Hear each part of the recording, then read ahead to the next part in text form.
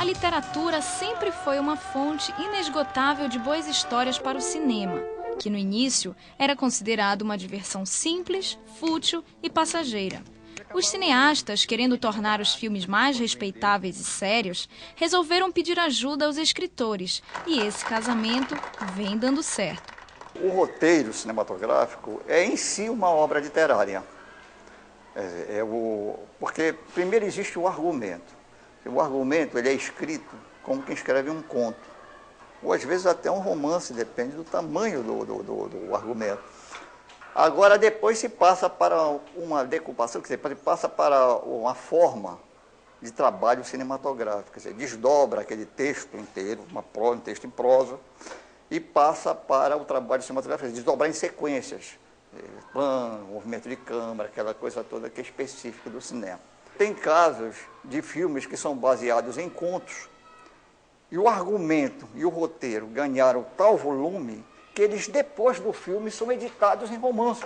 Um exemplo é o Sentinela, um conto do Arthur Clarke, que virou 2001 uma Odisseia no Espaço e foi editado depois em forma de romance, depois do filme. As obras literárias saíram das palavras impressas e ganharam vida audiovisual.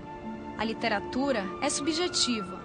O leitor usa a imaginação para entrar na história. Where do we start looking? Where will we find truth? We will find it.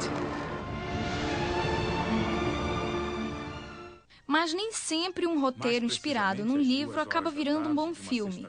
Quais são as diferenças de uma adaptação fiel para uma adaptação livre? Uma adaptação cinematográfica de uma obra literária, desde que ela seja divulgada logo, que foi a adaptação de um livro, a pegar inclusive o título do livro, ela ganha uma obrigação com a obra literária, queira ou não queira. Então ela não pode ser totalmente independente se ela tem o nome do livro, se ela tem o nome do autor. Quer dizer, ela vai girar em torno dessa obra literária, mas tem um certo respeito à obra literária. Ela não pode se desgarrar totalmente. Quer dizer, a inventiva do cineasta vai partir de uma base literária, no caso, né? Se ele quer fazer um filme completamente independente, apenas como inspiração, ele coloca no crédito do filme, inspirado numa obra tal. Aí é outra coisa. Se é só inspirado, aí você pode fazer por exemplo, uma Vidas Secas, agora no tema urbano. A literatura brasileira é uma das melhores do mundo e vários clássicos já ganharam sua versão nas telas.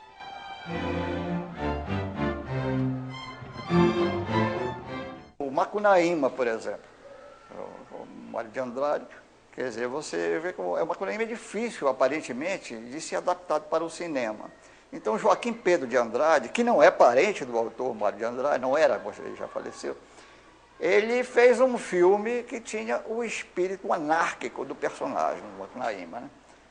Eu considero uma das mais felizes adaptações de obra literária no Brasil, o Macunaíma de Joaquim Pedro.